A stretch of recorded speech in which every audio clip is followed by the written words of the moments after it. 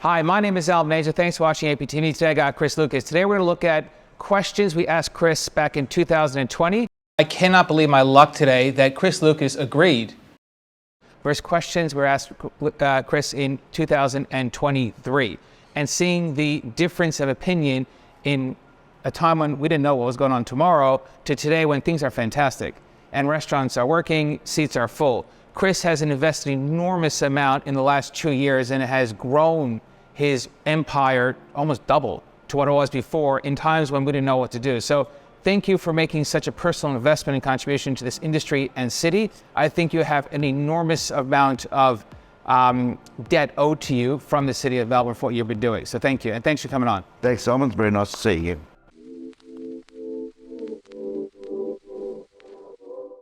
Now in 2023, what are the biggest problems with the hospitality industry? Well, the hospitality industry has obviously come out of a fairly challenging period. Well, there was a major problem. It has failed to really reflect the modern economy. It did a lot of damage to the industry. It sent some restaurants broke, which was very unfortunate. It's rebuilding slowly, and it's going to take quite some time, I think, to get back to where we were. So we're hoping that this shutdown has given everybody an opportunity to reassess. I know that Canberra is talking about it. You can obviously see it in the headlines, but we need all parties to come together.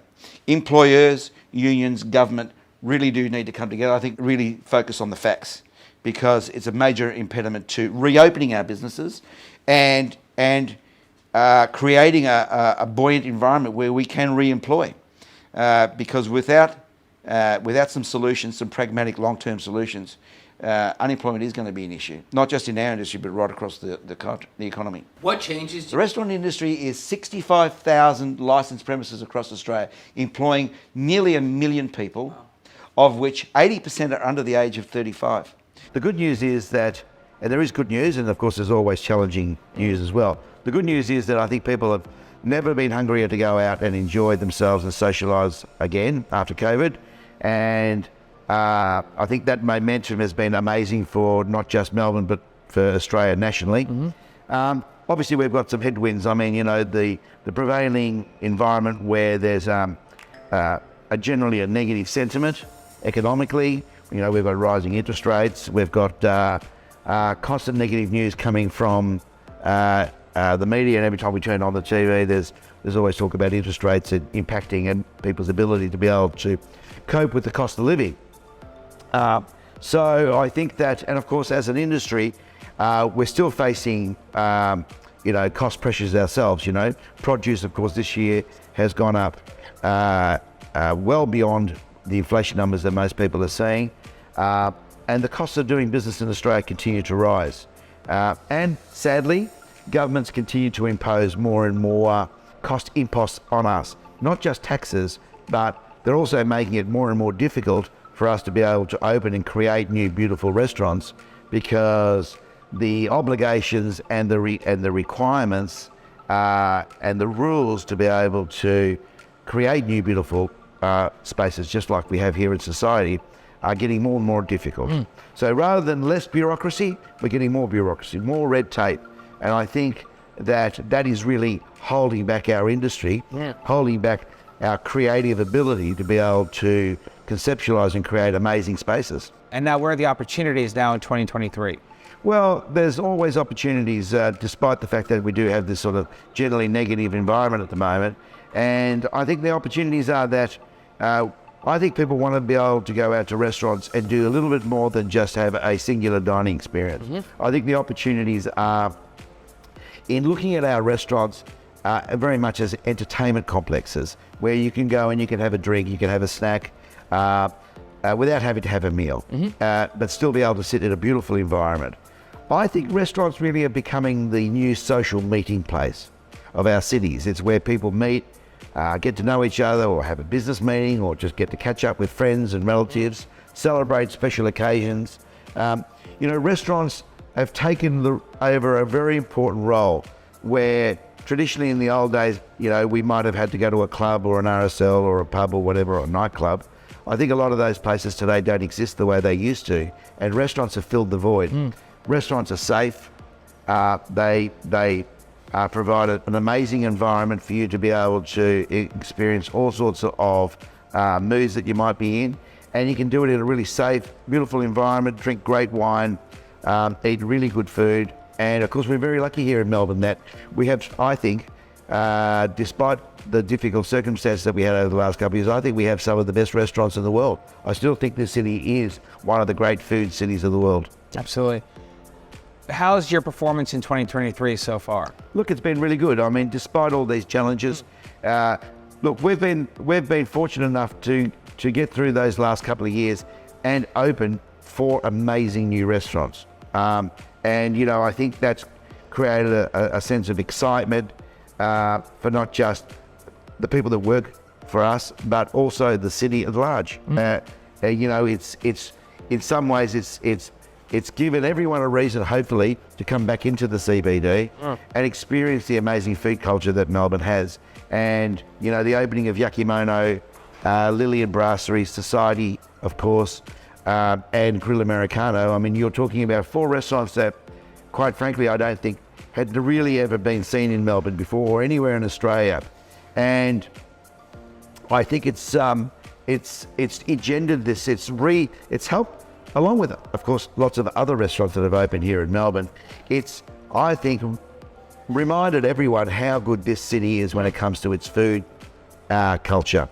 And you know, it's giving people interstate another reason to come to the city and experience, hopefully, world-class restaurants. I mean, if I look back upon the last 12 months, rather than focus on the negatives, I think this one big positive is that this city is emerging out of the pandemic with some of the best world-class restaurants that globally would sit anywhere else in the world. You're seeing an emergence of a whole new generation of restaurants in the city. Not just small family-run businesses, which you would expect to see, and they also are important to the fabric of the city, but experiential restaurants that had never been seen before in this country, like the one we're sitting in currently. Society, in my view, we set out to do something really special to prove to the world that that Australians can create world-class destinational restaurants that are experiential, but at the same time are accessible and reflect the culture of the city that we're in.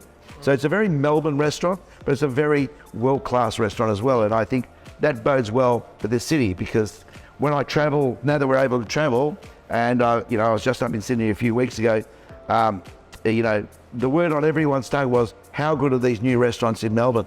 You know, it engenders so much excitement, and Absolutely. you know, how can that not be good for our city? So just to confirm the numbers, you have within the Lucas Group 5,000 seats across all your restaurants. Yes. 1,000 of those seats you've opened in the last 18 months. Last 12 months. 12 months alone. Yeah. You have 2,000 staff, 1,000 of which you've hired in the last 12 months alone. Yeah. Why you do this to yourself? Well, that's a good question. I mean, look, we do what we do because we love what we're doing. And in many ways, you know, certainly during the pandemic, we questioned the commercial viability of these amazing projects. But I pushed ahead. I was determined to get through that difficult period, because I felt that, you know, the contribution that he would make to the city was far more important. Despite the risk that you're personally Despite the risks, despite the personal risks, and the workload and the stress, and you know, the challenges that came with it. And there were many, many challenges. But you know, as they say, you know, it's you know, it's, you've got to be able to take that risk to be able to get the rewards. And while we considered those risks, because we didn't just rush into things blindly, and it was a changing environment constantly, so it was really difficult for us to really be able to comprehend the risks. There was always something different coming around the corner that was always a challenge to us. And you know, and it really did cut to the core of our ability to be able to be a viable business. And your self-belief. You didn't know what tomorrow was going to bring. You questioned everything. And How'd you get through it? Through determination, I think, single-minded. What? single-minded determination to survive, for starters. But you're growing, you're not surviving. Well, it was important for me to not just survive. So the immediate instinct is to survive. Yeah. Then, once you've survived, or you think you can get through, you don't want to just survive. You want to be able to grow. You want to be able to do something special. And going into the pandemic, you know, a lot of these restaurants had already been committed to and were underway. So I didn't want to walk away from them. And I think today I sit back and I think with a great sense of pride that, you know, our staff pulled together, my staff pulled together. We worked as one family and we came through it, but not only came through it, but came through it probably better than we ever expected. And I think that is a sense of achievement that everyone can share in, not just the people who work for me and for myself, but for the city at large. People don't appreciate what you've done during the pandemic. People don't do in the best of markets. Yeah. Well, And I think a lot of gratitude is owed to you for the city of Melbourne, what you did, because you've continued to grow the city when it was down. And look what you've created. So congratulations. thank you. Well, you know, as I said to you, it's something that we're enormously proud of, and Should you know, well, I know we've said this quite a few times, but you know, we all live here, and we want the city to be the best it possibly can be. Now in 2023, what are your views of premium restaurants inside CBDs versus shopping centers versus suburban high streets? Yeah, well, I think, look, everything has its place. What I do know is wherever a good restaurant operates, it generally lifts the general amenity. And so my view is you can never have enough good restaurants. It benefits the consumer because they get to experience better food quality, better food experiences. It benefits the shopping centre or the mall, or it revitalises the strip shop, or it regenerates the city. So, and restaurants and bars and clubs, nightlife generally, they are the backbone of this city. This city is not, you know, naturally a city where we have an amazing harbour or we have some amazing spectacular vistas. What this city is about is its culture, is its food culture, its multi-ethnic fabric that has created this really diverse tapestry of beautiful restaurants. And so for me, I think I want to see as many restaurants as I can opening up throughout not just the city, but throughout all of Victoria, because they do tend to have a positive effect. And our restaurants are about taking you away from your day-to-day worries and your job and whatever concerns you may have at home, and letting you forget about that for a few hours, having some fun. One, yes, of course, they do all the normal things. They employ people. But more importantly, as I said to you, I think they lift the spirit. They lift the spirit of a country town. Just imagine a country town without its local pub or without its local cafe. Imagine a strip mall without restaurants, just a bunch of retail shops. I mean, we play a really key role. And also we employ, generally speaking, young people.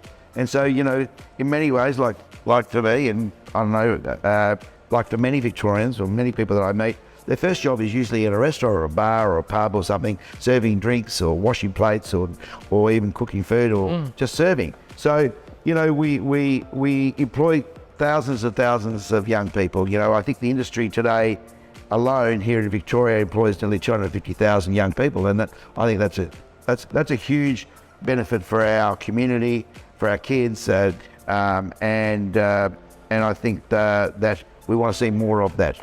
In your opinion, what qualifies a restaurant from being good or not so good? Well, restaurants are a very subjective business. What is good to you might not be good to me, and vice versa. So I think I've had a very simple rule. That if you leave a restaurant or a cafe or an eatery of any type wanting to come back, then it's a good experience and it's a great restaurant. No matter the level. No matter what the level. I mean, We probably do more training than anyone else in our industry. Well, training at every level, because we are very, very focused on the consumer experience. We want you leaving the premise wanting to come back. It's as simple as that. You know, your casual pizzeria right through to your destinational dining restaurant, they should all be able to stand up for themselves and deliver you an experience that's great for you. If you go and eat at a casual pizzeria and they serve you a great pizza and they look after you and say hello to you and look after you and give you great service, then you'll leave wanting to come back. So to me, that's the simple mark. That's what separates a great restaurant from, let's say, a restaurant that might not be regarded as great.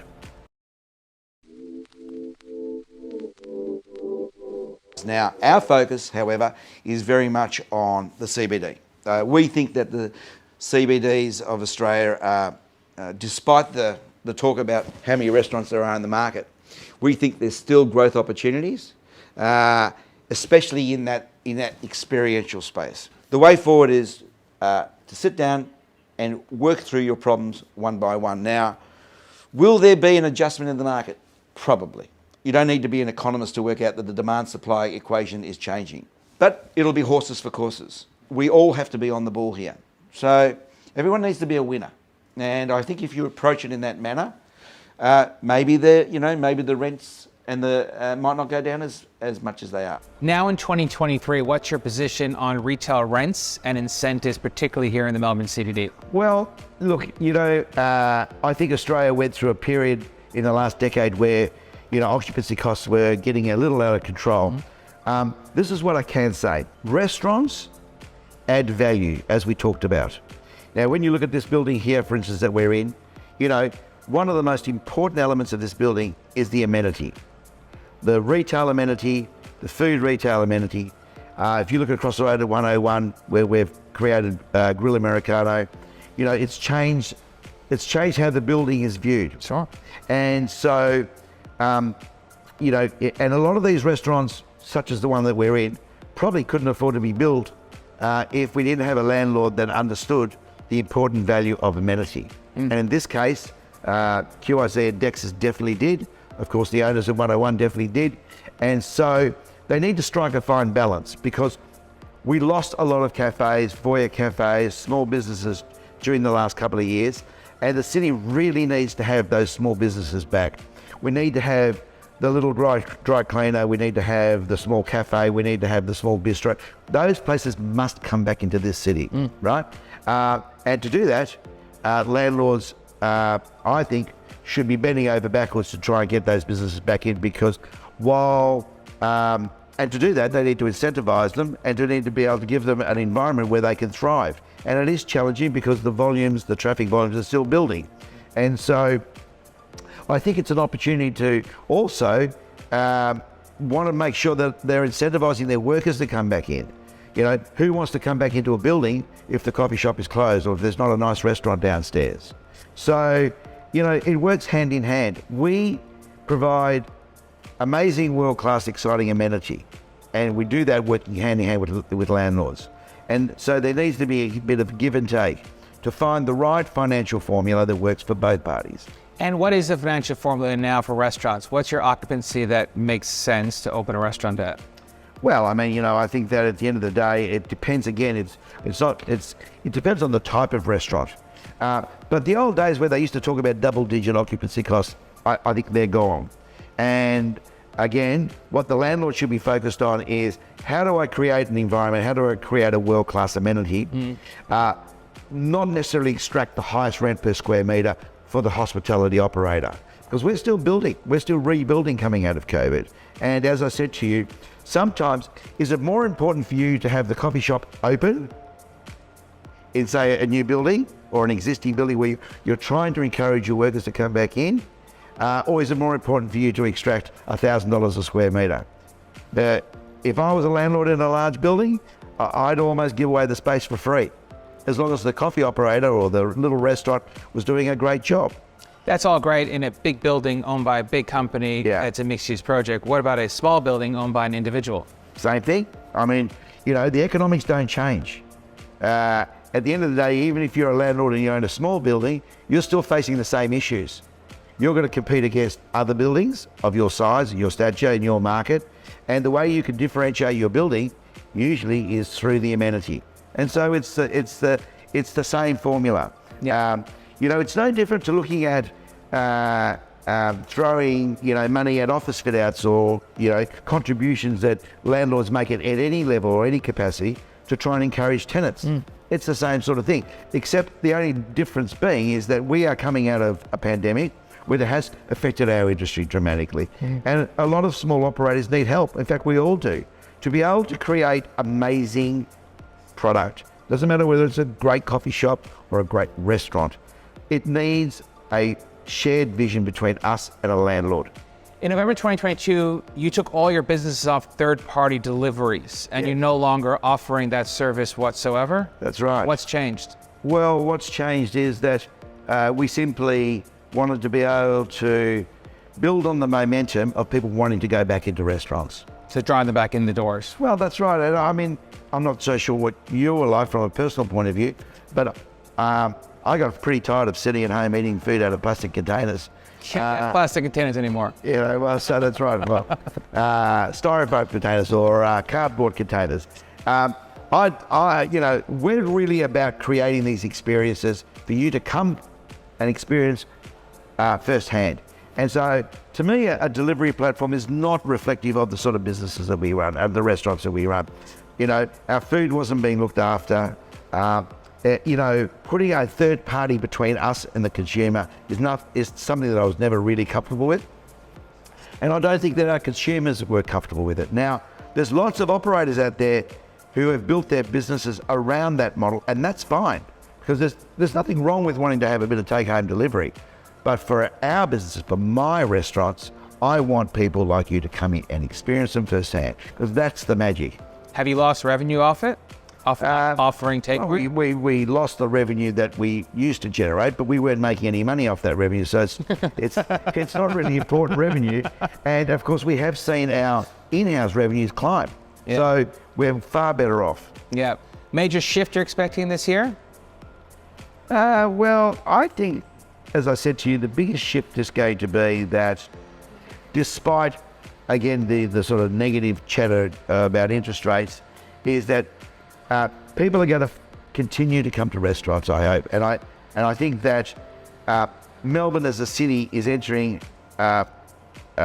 another phase of its development coming out of the pandemic, where, lots of exciting things are going to be happening. And I think that this is really the first proper year that we're having without the impacts, let's say, of what happened over the last few years. And I think that you're going to see a resurgence. You're already seeing it in terms of new concepts, new ideas, new restaurants, and tourism's coming back. Our foreign student market is coming back. Our workers are slowly coming back into the city, and it's re-energizing the city. And I think this is a line in the sand moment for the city, 2023, where we're going to use 2023 to get back to what made us a great city, and then build from there to make us arguably one of the best cities in the world. Where we were, and where we should be. And restaurants getting bigger or smaller? Well, they're doing all of that. Some of them are your restaurants getting bigger or smaller? Well, my restaurants, we're doing, in some cases they're getting bigger, and we're doing lots of different things, like making them more entertainment oriented. But then we're also doing some smaller restaurants that are going to be very bespoke and very focused. So, it's horses for courses, so to speak. And turning tables, are people sitting at their tables for longer now or shorter? They are. They're sitting around and they're enjoying themselves. Our beverage spend is up, which is great to see. And people are generally ordering better and going up the food chain, so to speak, where they're really trying to take on board the full experience of what a restaurant has. And I think that the fact that we were locked up in our homes for so long, they're really absorbing the environment of sitting around in a restaurant and having a chat and enjoying a nice glass of wine and some food, and soaking it up, rather than the old days where we were on a bit of a time limit. Yeah. And I think again this transition from work from home, I think that has actually helped our restaurants in some respect. It's obviously hurting the smaller end of the market, but in terms of experiential restaurants, people are wanting to spend more time in restaurants as opposed to their home or in their office. And I think we're benefiting from that. Any advice to any restaurateurs or anyone in hospitality watching this? Well, always try and, I think, strive for something beyond what you're comfortable with. Push yourself.